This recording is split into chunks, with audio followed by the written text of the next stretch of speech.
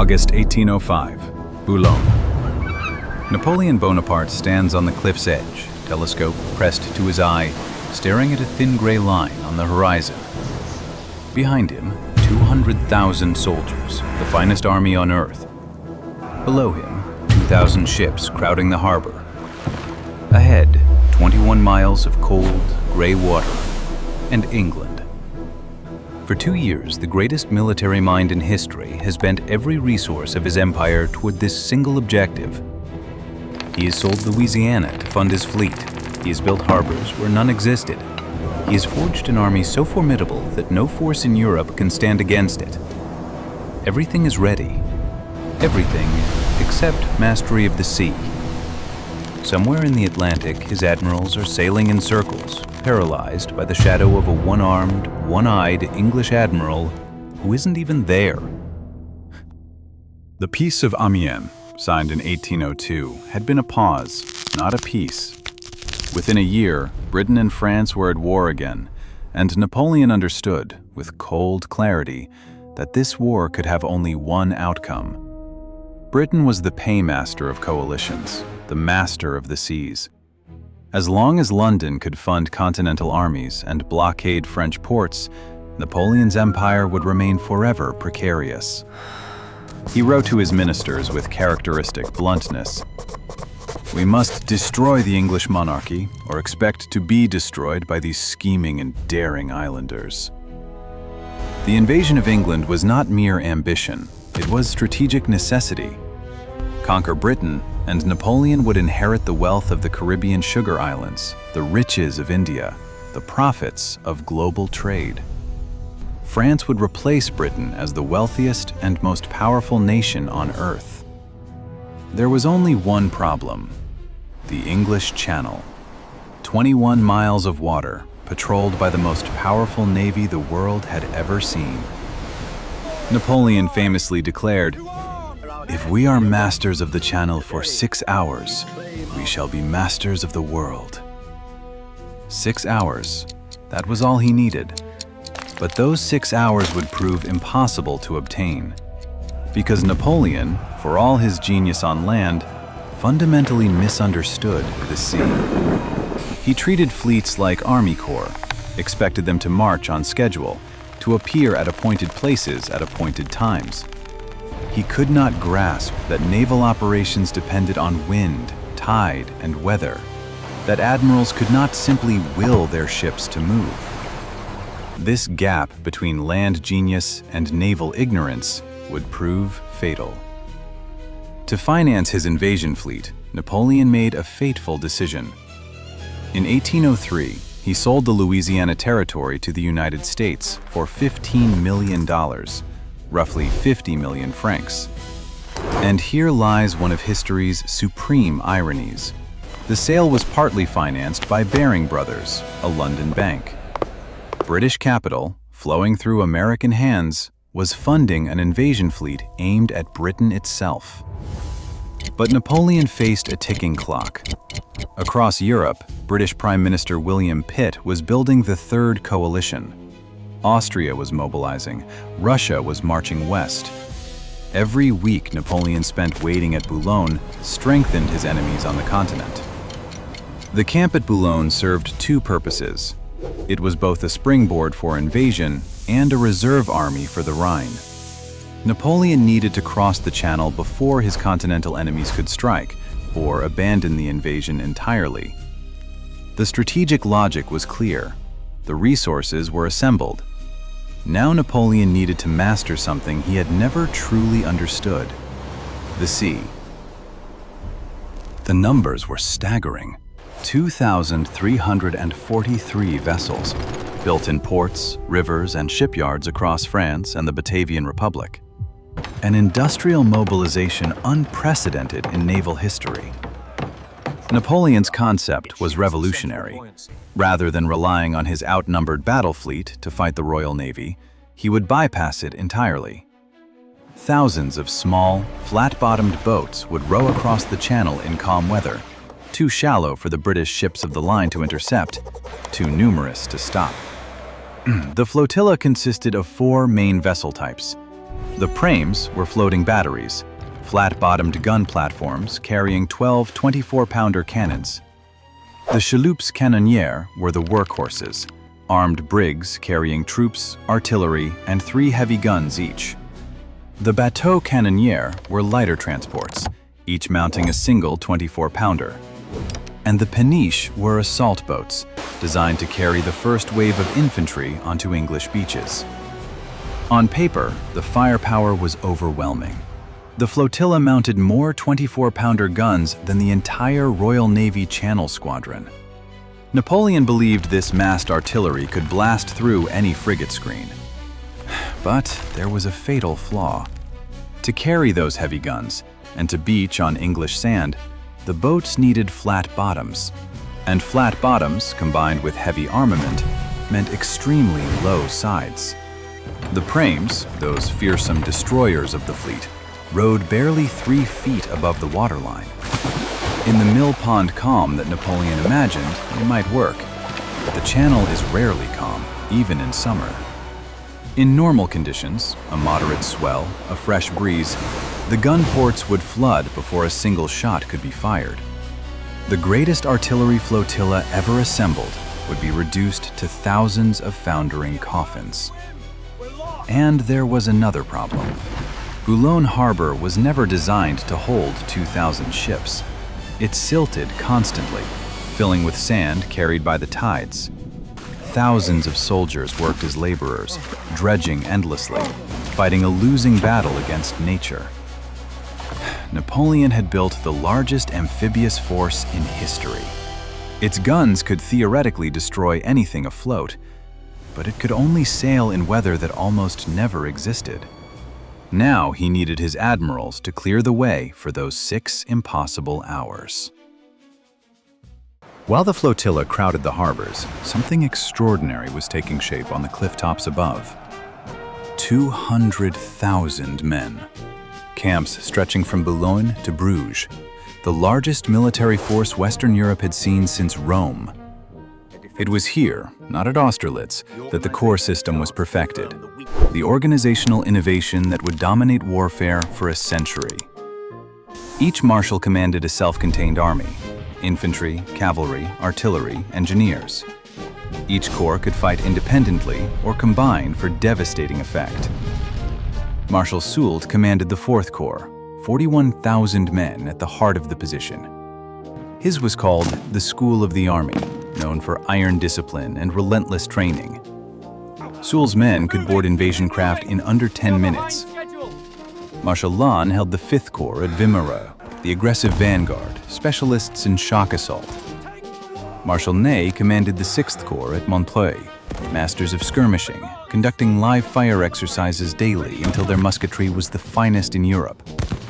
Marshal Davout's 3rd Corps at Ambleteuse was known for methodical perfection. Davout himself was a cold, brilliant disciplinarian who would later hold an entire Prussian army at bay with a single corps. And waiting in reserve, Murat's cavalry, 15,000 horsemen, the Thunderbolt, and Bessieres' Imperial Guard, the final reserve, Napoleon's elite. In 1804, Napoleon staged the distribution of the Eagles, a massive ceremony at Boulogne where he personally presented regimental standards to his army. It was theater, yes, but theater with purpose. He was binding these men not to France, but to himself. For the soldiers waiting in the camps, life was an endless cycle of drill and anticipation. Every day they could see British frigates patrolling offshore, a constant reminder of the difficulty of their task. They trained for an invasion that, increasingly, they doubted would ever come.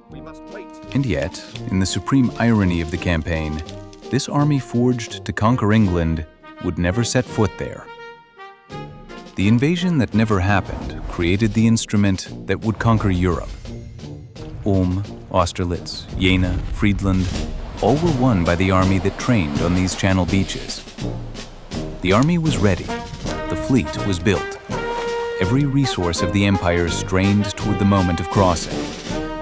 Now came the impossible part, getting past Nelson. Napoleon's plan was breathtaking in its ambition. The French fleets at Toulon, Rochefort and Brest would break through the British blockade. They would sail to the Caribbean, threatening Britain's sugar colonies. This would force the Royal Navy to scatter in pursuit. Then, while the British were dispersed across the Atlantic, the French fleets would combine, 40, perhaps 50 ships of the line, and race back to Europe. They would sweep into the Channel with overwhelming force and secure the crossing for those crucial 6 hours. It was a plan worthy of Napoleon's genius on land. It assumed fleets could be coordinated like army corps across thousands of miles of ocean. It ignored one fatal reality: communication lag. Orders took weeks to cross the Atlantic. By the time commands arrived, strategic situations had changed utterly.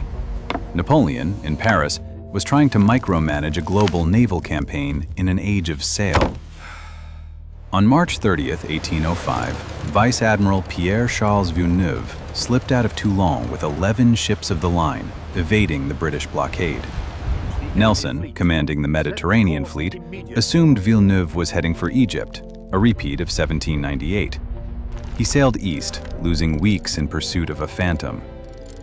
By mid-May, Villeneuve had reached Martinique. 6 Spanish ships joined him there, bringing his strength to 17 ships of the line. But the squadron from Rochefort, which had arrived earlier, found no support and had already returned to France. The first synchronization failure. Nelson, discovering his error, raced across the Atlantic in pursuit. 3,500 miles of chase with, as he wrote, iron determination. But he was weeks behind. Villeneuve, learning that Nelson was coming, abandoned the Caribbean on June 4th. He had achieved almost nothing. He never attacked the major British colonies. His sole accomplishment, capturing Diamond Rock, a tiny fortified islet. The grand strategic deception had produced almost nothing. And now Villeneuve was sailing back toward a reckoning he desperately wanted to avoid. July 22, 1805, Cape Finisterre, the coast of Spain. Villeneuve's combined fleet, 20 ships, French and Spanish, encountered Sir Robert Calder's British squadron, 15 ships against 20. The battle was fought in dense Atlantic fog. Confusion reigned. No decisive maneuver was possible. When the smoke cleared, 2 Spanish ships had been captured. Casualties, roughly 500 on each side. By the standards of the age, it was a minor action, tactically inconclusive. But the real damage was psychological. Pierre-Charles Villeneuve was a survivor. In 1798, at the Battle of the Nile, he had watched the French Mediterranean fleet burn. He had seen the flagship L'Orient explode, the blast visible for miles. 1,700 French sailors died that night. Villeneuve escaped by accident. For 7 years, Nelson's shadow had followed him. Now, in the fog off Finisterre, surrounded by confusion and captured ships, Villeneuve saw omens of disaster everywhere. His reports to Paris grew increasingly pessimistic. He interpreted every uncertainty as proof of coming destruction. Napoleon's orders were clear. Proceed north to Brest, combine with Ganteaume's squadron, and sweep into the Channel. Villeneuve's response? He put into Vigo, then Corunna, for repairs. The real reason? He could not face what lay ahead. Napoleon's fury was volcanic. "What a navy!" he raged. "What an admiral! All those sacrifices for nothing!" But here is the supreme irony of the campaign. Nelson wasn't at Finisterre. He was still crossing the Atlantic, weeks behind Villeneuve. Villeneuve was running from a ghost. Nelson had become more than an admiral. He was a psychological weapon, a legend whose very name paralyzed French decision-making. The fleet in being concept taken to its ultimate form. A commander whose mere existence defeated enemies before a single gun was fired. In the fog off Finisterre, 2 empires collided. Neither won. But one admiral lost his nerve forever. And somewhere in the Atlantic, Nelson sailed on, unaware that his shadow had already won the campaign. Napoleon waited at Boulogne. The channel lay empty, tantalizing, possible. One more push, and the dream might still live. On August 15th, Villeneuve finally sailed from Corunna with 33 ships, French and Spanish combined. His orders? Sail north to the Channel. For 5 days, the fate of the world hung on which direction he turned his bow. The state of the combined fleet was desperate. Ships battered from months of sailing, crews sick, supplies short. The Spanish allies were demoralized and undertrained. Villeneuve himself was exhausted, pessimistic, haunted. Intelligence reports reached him, probably false, claiming a massive British concentration ahead. 25 ships, perhaps 30, and somewhere among them, Nelson. Villeneuve had 33 ships. On paper, the odds favored him, but many were Spanish, unreliable in battle, and the memory of the Nile would not release him. He could still see the flames, the screaming men in the water, L'Orient erupting in a pillar of fire. He had survived that night by accident. He had been running from it ever since. Lord St. Vincent, Britain's first Lord of the Admiralty, had famously declared, "I do not say the French cannot come. I only say they cannot come by sea." The Royal Navy had created total psychological dominance. Villeneuve saw Nelson in every sail on the horizon, even when Nelson was 1,000 miles away. At Boulogne, Napoleon wrote in his journal, "I am walking along the shore, my eyes fixed out to sea." 200,000 men waited. The coalition was tightening, Austria mobilizing, Russia marching. Every day of delay strengthened his enemies. Villeneuve faced an impossible choice. North, the Channel, possible glory, probable destruction. South, Cadiz, safety, certain disgrace. August 21st, 1805. Dawn over the Atlantic. Villeneuve stood on his quarterdeck and faced the decision that would change history.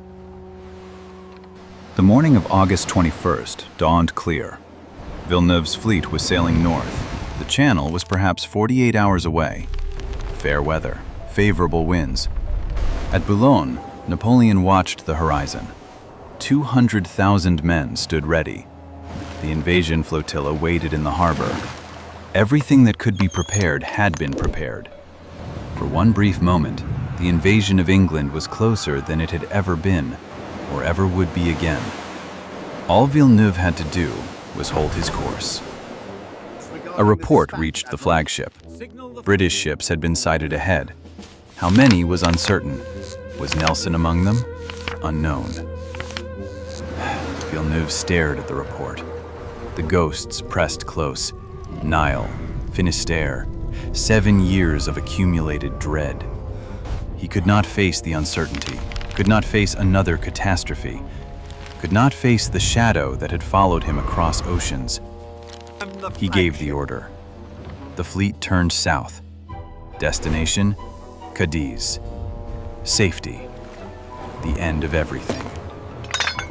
In a single order, the invasion of England ended. Not defeated in battle, not stopped by storms, killed by one man's fear of another man's shadow.